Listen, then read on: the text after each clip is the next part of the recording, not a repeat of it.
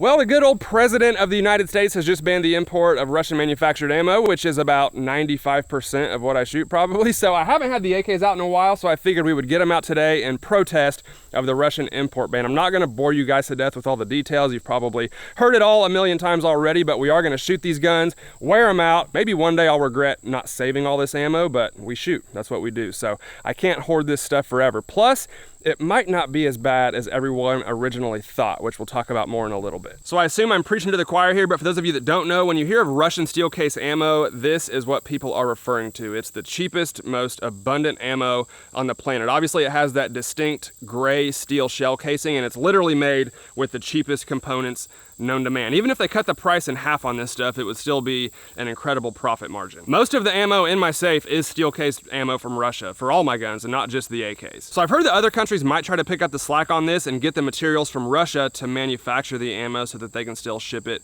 over here to us, and maybe we won't see a humongous drop in availability. I don't know, I guess time will tell, but I have a ton of this stuff. Let's shoot it. We'll start with the 7.62 by 39 AK.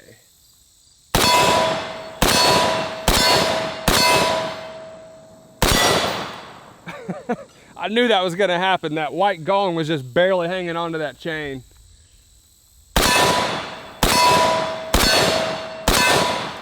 Man, I absolutely love this caliber. You guys probably can't see it, but the marks that it's putting on that steel plate are humongous. Let's try some 2-shot bursts.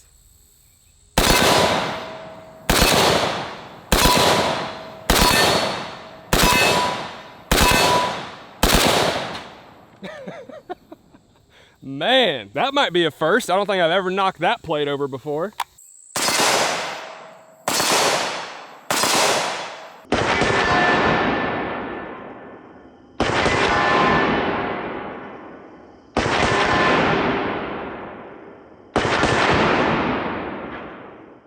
All right, well, now that we've destroyed every single one of my targets with the 7.62, let's go ahead and try the 5.45. So the 7.62 is on your left and the 5.45 is on your right. Obviously the 7.62 is a bigger, more powerful bullet, as you can see by what it did to our steel targets, and the 5.45 is a smaller, faster, more flatter shooting bullet. I actually prefer the 5.45. And this is my Arsenal AK-74 that shoots the 5.45 by 39. Look at the recoil impulse on this thing, and you'll know why it's one of my favorite rifles.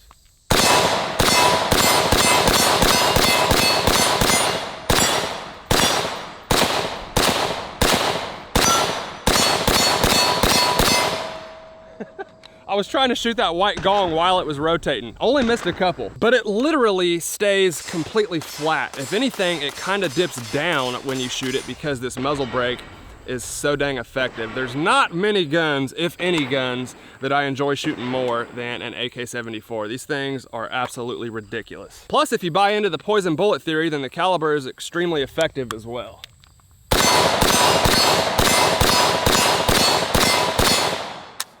It's so hot, I can barely hold on to it. This isn't a comparison video, but the 5.45 is definitely my favorite. So this really sucks for guns like AKs because they just beg for this crappy, cheap steel case ammo, and they shoot it really well, but honestly, I use it in almost all my guns because it's just so dang cheap. So believe it or not, I've never shot Cabbage before. I've got 2 of these things. I want to set them up on our backstop and shoot one with the 47 and one with the 74. All right, we'll start with the 5.45 and then we'll try the 7.62.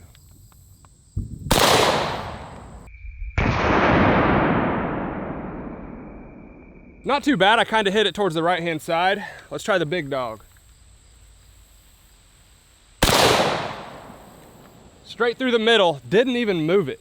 That's interesting. All right, so the 5.45 entrance hole is right there. Like I said, I kind of put that one on the right-hand side, but on the back, you can see that it definitely blew a good exit hole through that thing. And then the 7.62, looks like I hit it right there. Definitely placed that shot better. And then on the back, not too much different. Both good exit holes, but the 5.45s might actually be bigger. Let's finish them off.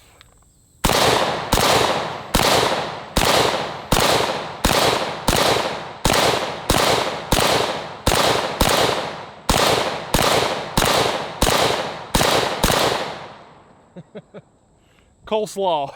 This damn thing is so hot I can barely hold on to it, which is a problem in general with AKs, honestly.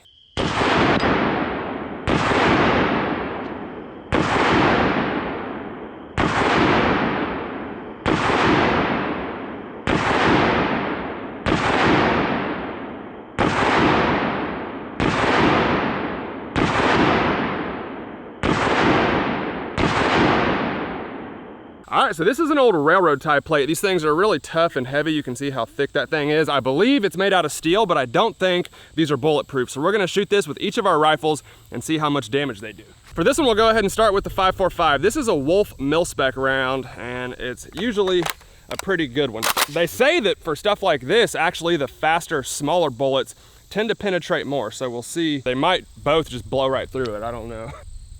Let's check it out. Alright, so there's the back of it. You can see we definitely got a bulge on the back side, and then on the front you can see what that 5.45 did. That left a big old dent right in the front of that thing. I would say at least halfway through this thing, but again, it did not make it all the way through. But it came pretty close. Let's try the 7.62. And for the 7.62, we're also using a Wolf full metal jacket ball round, so kind of the 7.62 equivalent of what we just shot. Let's see. All right, so at least on the back side, it looks like the 7.62 definitely put a bigger bulge on the back. 7.62 is on the left, 5.45 is on the right. Let's flip this thing over. Wow, that's interesting. Those holes look identical on the front. Almost no difference. Maybe the 7.62 is a little bit deeper, but surprisingly they look very similar. If I didn't know any better, I would think that was the same caliber. But again, flip it over. Hopefully y'all can see that. The bulge on the back is definitely bigger from the 7.62. Either way, it's pretty impressive that neither one of those made it all the way through that thing. I kind of thought they would. All right, let's try some bowling pins. So I just got these. I shot them the other day, and it really surprised me how bulletproof these things were. So I got 4 of them lined up on the table. We're gonna shoot them with each of the guns and see how many bowling pins it takes to stop them. Once again, starting with the 5.45. Hopefully these bullets don't tumble and exit out the side or something, but let's see. I think my slow-mo camera died.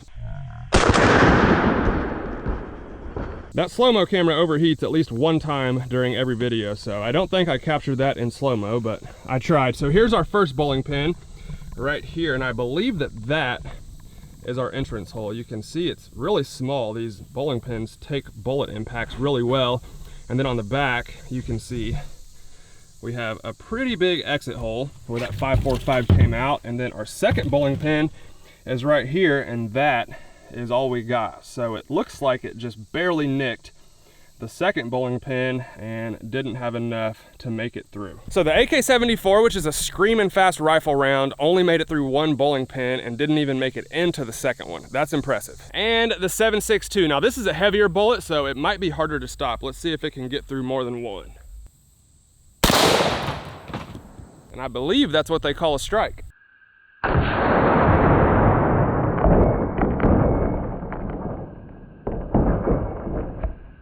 And the entrance hole from our 7.62 is right there. You can see how much bigger it is than our 5.45 entrance hole. And then on the back side, there's just a tiny little exit hole right there. Remember, the 5.45 blew a giant hole out of the back of this thing, but the 7.62 just barely left a little mark. That might be because the 5.45 was tumbling. That's kind of what that bullet's designed to do. But either way, kind of interesting there. And then on the second bowling pin, we just have a little mark right there, and it did not go through. At least I don't think it did. And unless I missed it, I don't think that hole was in the table before, so it could have bounced off the second one and dipped down and put a hole through our table. Either way, neither one of these calibers made it through more than one bowling pin. That's interesting. All right, everybody, I'm probably gonna go ahead and call this video right here. I hope you all enjoyed it. Kind of just an excuse to get out the AKs and play a little bit, honestly. Unlike what Ice Cube or NWA said back in the day, it is a good day when I get to use an AK. As far as the Russian import ban, like I said in the beginning, I don't really know too much about it or what this all means. I've heard that other countries are gonna pick up the slack and try to keep producing this ammo for us, but even if they do, the prices are still gonna go up, and it's just another attack that we have to defend against. It seems like this stuff is never ending. So it's early on in the process. I still have a ton of this stuff, fortunately, so we're just gonna keep shooting and doing what we do, and hopefully it will all work itself out. But while I have your guys' attention, we did just get demonetized here on the channel. I'm trying to get it back. I think we will. I'm confident that we will. But in the meantime, I do have links in the description box below. If you want to support the channel, if you like what we do, you can click those links and support the channel that way. I'm also working on merch. It's going to be coming really soon. I've been working on this for a long time, just making sure the quality and everything is perfect, but I'm excited about it, and I think that you guys are going to love it. So stay tuned for that as well. But as always, guys, if you like the video, please let me know down in the comments below. Hit that like button for me. I'd really appreciate it. Thank you all for watching, and I'll see you next time.